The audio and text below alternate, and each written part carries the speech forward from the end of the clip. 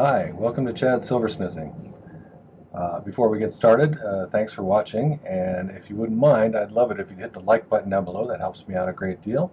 And if you enjoy the content that you find here today, why don't you subscribe to my channel? I'm putting out several videos a week, so you might find some other useful stuff here too. So today's topic, for lack of a better name, I'm going to call elegant earrings, because when you start coming up with so many different types of jewelry, it's hard to come up with individual names for each style. So we're just going to call these elegant earrings. I picked out a couple of Enstatite stars for the stones, and it doesn't require too many materials, and it's kind of a relatively easy project, so stay tuned and enjoy the video. Okay, let's get started on these ones. I put out the materials we'll need here. We've got I always have trouble saying 3/16 inch high bezel strip that's fine silver. I grabbed two, I don't know, maybe 1.5 inch long pieces of 10 gauge square wire sterling silver, a little bit of 26 gauge sterling sheet, and some 18 gauge sterling wire. And then I picked out a couple of these stones called Enstatite. Hope you can see all the stuff right there. And they have a little bit of a 4-pointed star in them, and I thought those would make a nice kind of formal look alongside the sterling. Black stones look really good in sterling, in my opinion. So we'll see how these come out. So first step, we got to make some bezels for those guys. So we'll get to work on those first.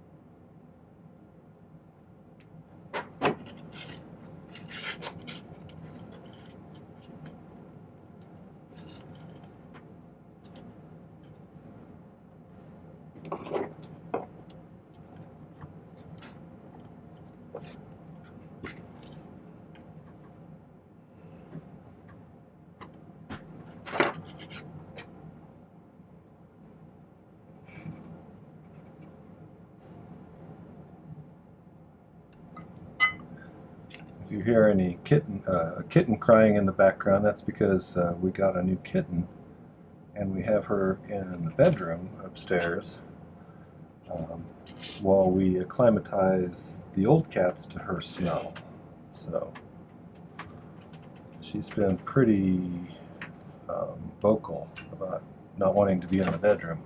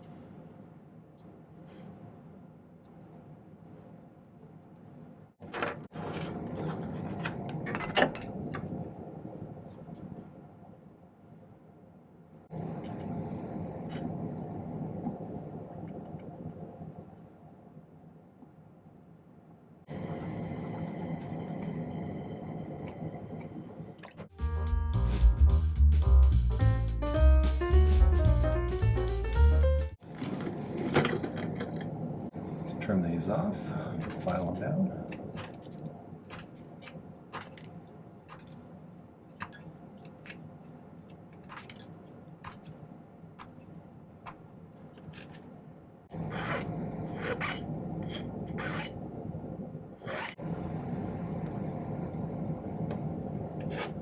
Set those to the side for a minute.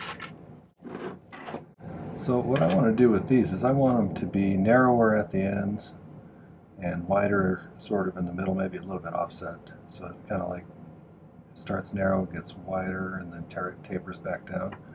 And there's two ways you can do that. One is I can pound it flat, or one I could file it, to remove the material. And I think I'm going to go with the pounding method because it just goes a little faster. So you'll have to watch me file for 20 minutes. Okay, so hold on, I'll do that. I hope you'll forgive my clutter here.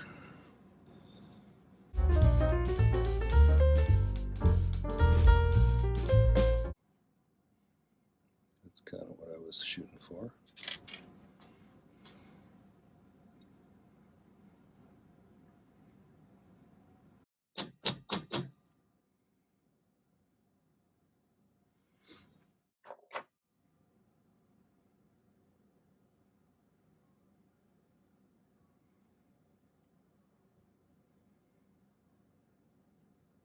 Probably close enough. Everything else will clean up with the file. Before I do any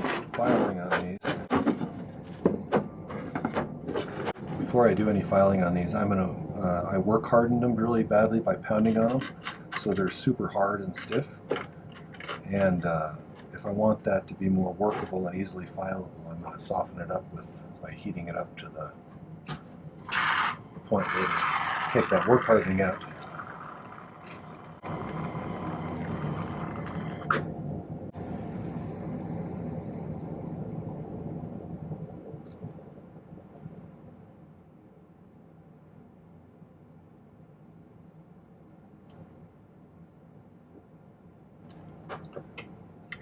So I'm basically going to file off the part that got wide on the ends here.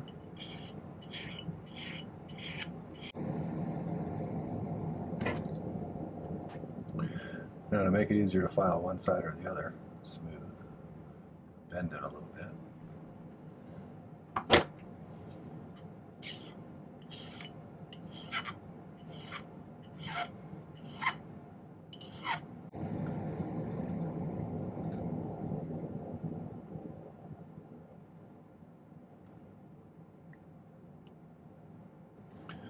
This allows me to smooth out the hammering that I did, as well as narrow it to the thickness I want it to be.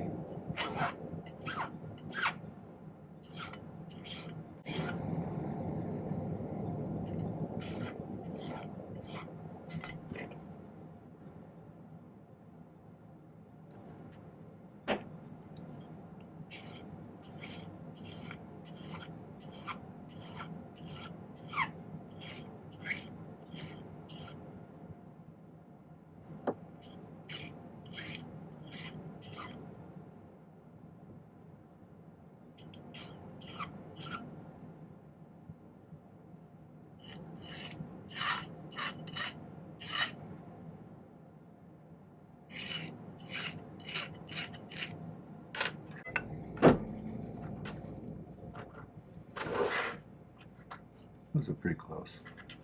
So what I'm going to do is just kind of put a little wave in these guys.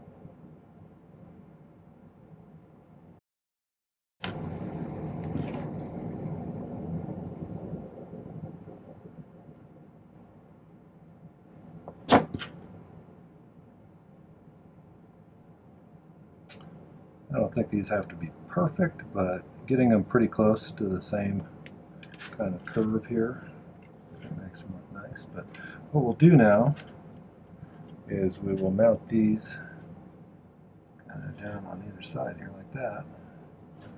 And we'll put a jump ring on the top there and let them pickle. We'll clean them up and stuff, and then we'll set the stones and polish them. I think these make kind of nice, even, swoopy, kind of pretty earrings. So.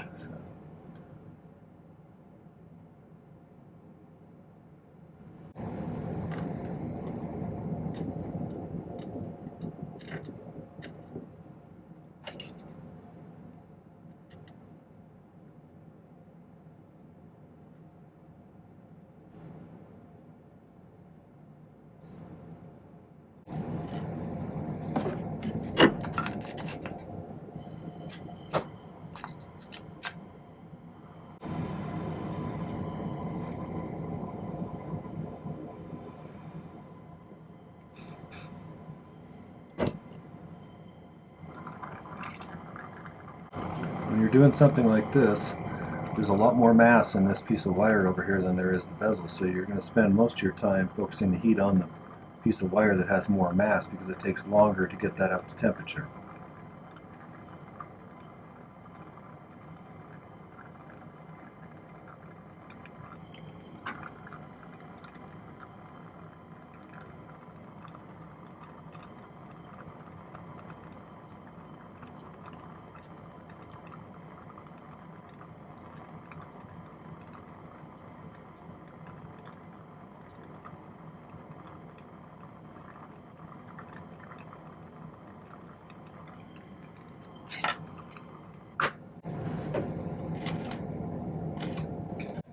Set for a second. I think I'm just going to make some jump rings out of this piece of 18 gauge I have laying around.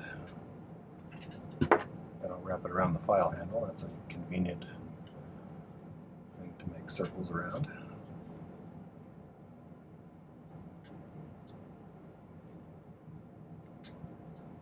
I usually use little tiny wires for the rings. On these ones, they're kind of substantial earrings, so I'm going to use a little bit bigger ones.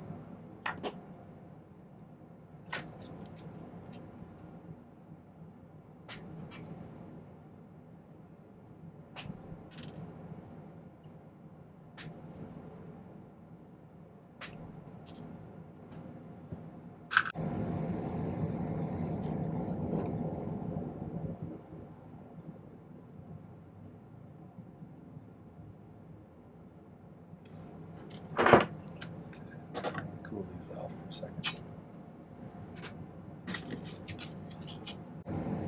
Imagine you could make these curves however you wanted. I'm making these ones kind of subtle. Then I'm going to cut out a little piece out of the jump ring here, just a tiny little. That. Do that on both of those.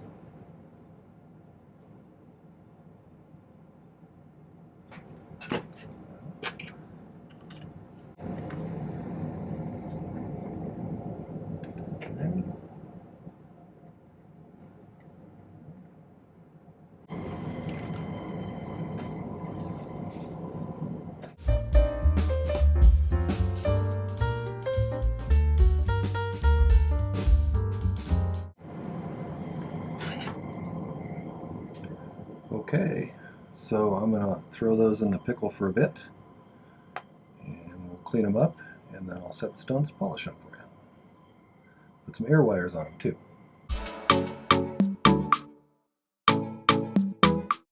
Okay, back from pickling. I did a little bit of cleanup with the Dremel, and now I'm going to go ahead and set these stones using tag board for the backing. A lot of people use sawdust. One of these stones is significantly deeper than the other stone, so I'll have to set one up a little bit higher.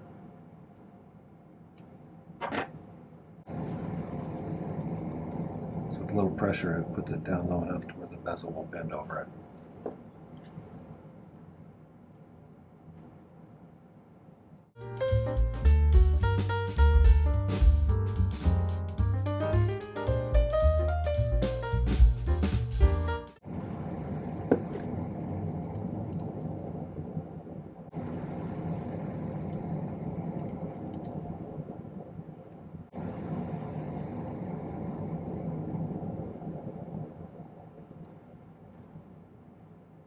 So I think I'm going to put some ear wires on here, and then I will go take them to polish.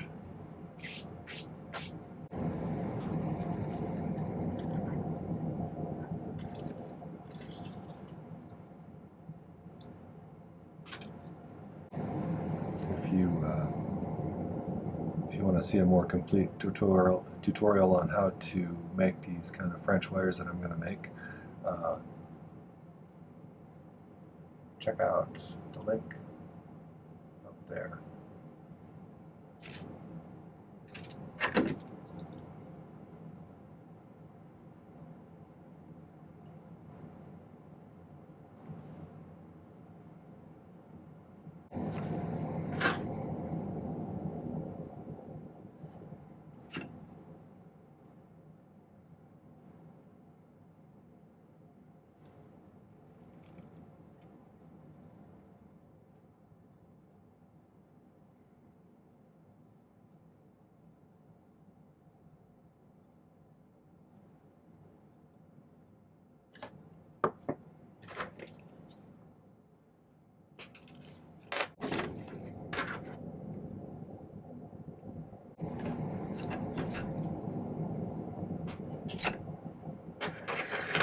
Okay, I'll polish them and then I'll shape the ear wires and I'll show you the finished product. So, be back in a minute. So, here's the finished product here. Let's see that.